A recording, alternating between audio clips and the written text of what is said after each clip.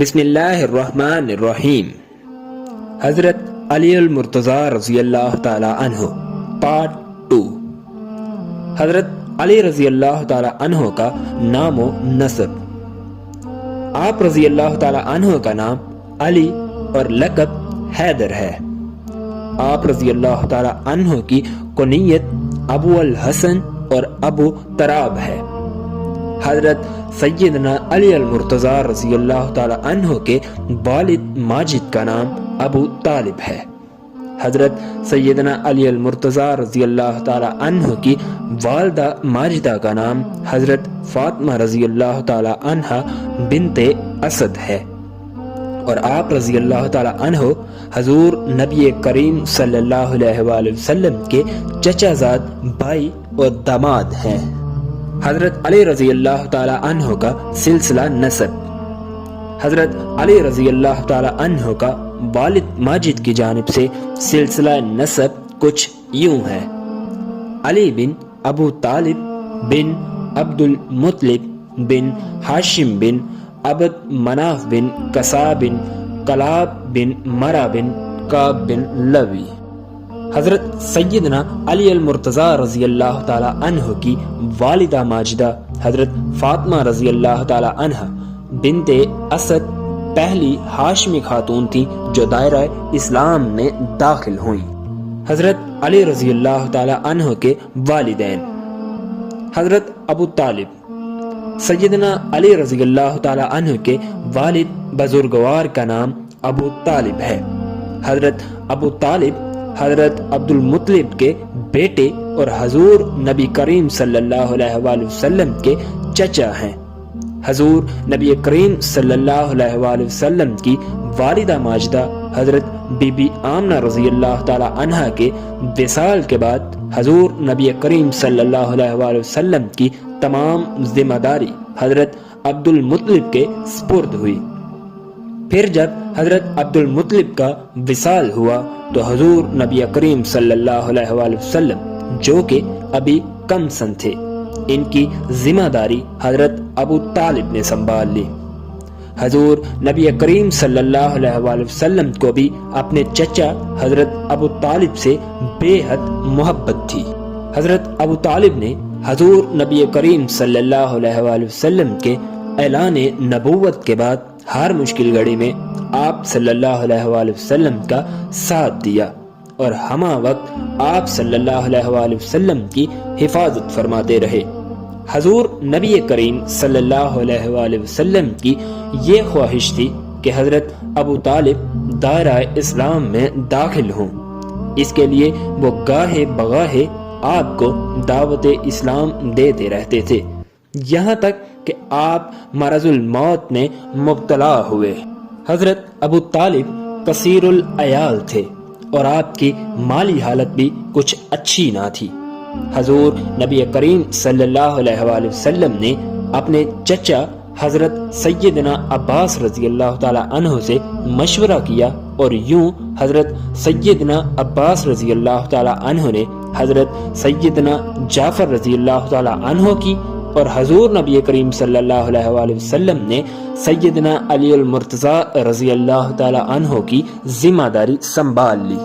روایات میں آتا ہے کہ حضرت ابو طالب جب مرض الموت میں مبتلا ہوئے تو حضور نبی کریم صلی اللہ علیہ وآلہ وسلم اس وقت آپ کے پاس تشریف لائے اور آپ کو ایک مرتبہ پھر دعوت اسلام دی۔ حضرت ابو طالب نے پوچھا کہ وہ کلمہ کون سا ہے جو مجھے نجات دے گا۔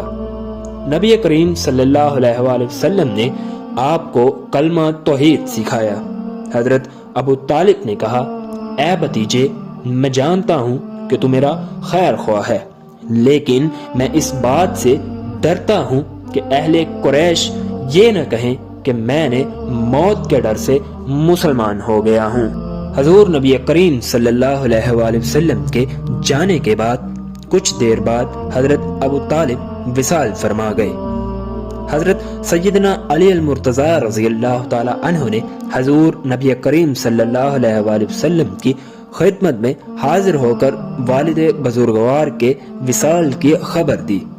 حضور نبی کریم صلی اللہ علیہ وآلہ وسلم کی آنکھوں میں آنسو جاری ہو گئے۔ آپ صلی اللہ علیہ وآلہ وسلم ایک مشفق چچا کے سائے سے محروم ہو گئے۔ آپ صلی اللہ علیہ وآلہ وسلم نے حضرت سیدنا علی رضی اللہ تعالی عنہ کو حکم دیا کہ جاؤ انہیں غسل دو اور تجہیز و تکفین کا انتظام کرو۔ پھر حضور نبی کریم صلی اللہ علیہ وآلہ وسلم خود تشریف لے گئے اور جنازے میں شمولیت اختیار کی۔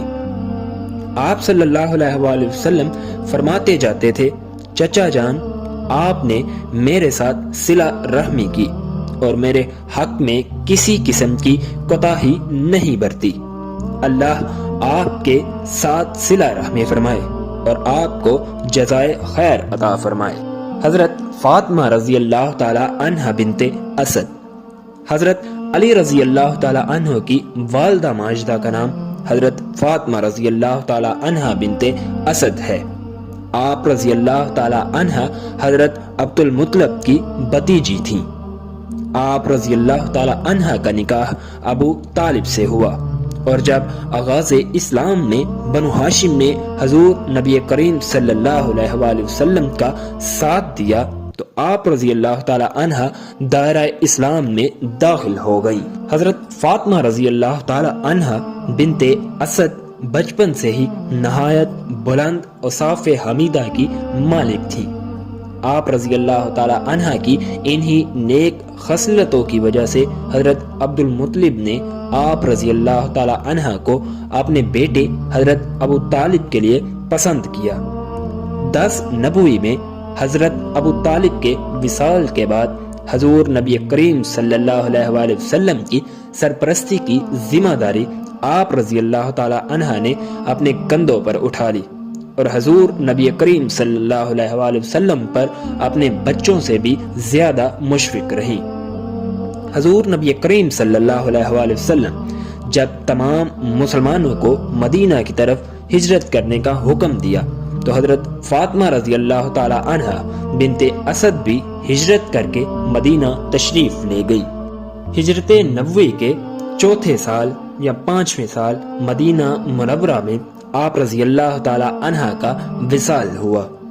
حضور نبی کریم صلی اللہ علیہ وآلہ وسلم کو جب آپ رضی اللہ تعالی عنہ کے وصال کی خبر ملی تو آپ صلی اللہ علیہ وآلہ وسلم کی آنکھوں سے آنسو جاری ہو گئے۔ آپ صلی اللہ علیہ وآلہ وسلم ان کے گھر تشریف لے گئے اور سرہانے کے نزدیک کھڑے ہو کر فرمایا، اے میری ماں، اللہ آپ پر رحم فرمائے۔ آپ نے خود بھوکا رہ کر مجھے کھلایا اور اپنی لباس کی ضرورت کو پسے پشت ڈال کر میری ضرورت کو پورا کیا۔ اس کے بعد حضور نبی کریم صلی اللہ علیہ وآلہ وسلم نے اپنی قمیض مبارک اتاری اور سیدنا علی رضی اللہ تعالی عنہ کو ہدایت کی کہ میری قمیض سے انہیں کفن دو۔ حضرت اسامہ بن زید رضی اللہ تعالی عنہ اور حضرت ابو ایوب انصاری رضی اللہ تعالی عنہ نے جنت البقیع میں قبر کھودی اور حضور نبی کریم صلی اللہ علیہ وآلہ وسلم نے قبر مبارک میں لیٹ کر دعا فرمائی، الہی میری ماں کی مغفرت فرما اور ان کی قبر کو وسیع فرما۔ اس کے بعد آپ صلی اللہ علیہ وآلہ وسلم نے انہیں قبر میں اتار